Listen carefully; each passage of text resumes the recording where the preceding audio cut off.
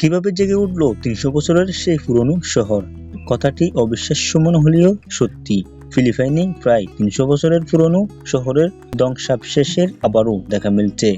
একটি কৃত্রিম হ্রদের পানি শুকিয়ে দেওয়ার শহরটি এখন দৃশ্যমান।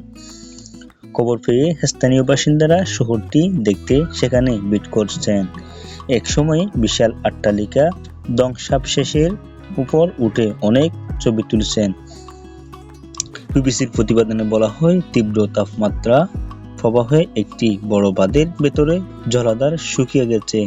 ওই বাঁধ নির্মাণের ফলে 1970 দশকের প্রাচীন পান্তাবগণে শহরটি নিমজ্জিত হয়।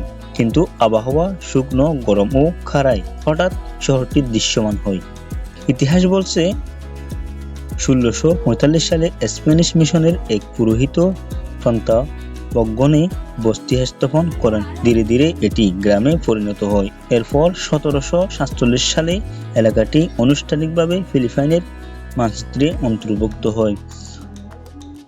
1900 সালে পান্তাবগণ আনুষ্ঠানিকভাবে শহরের মর্যাদা পায়। এই শহরটিকে ঘিরে ফিলিপাইনের বাসিন্দারা আগ্রহ ও কৌতূহল রয়েছে। Like, comment, share and subscribe for update videos. Assalamu alaikum warahmatullahi wabarakatuh.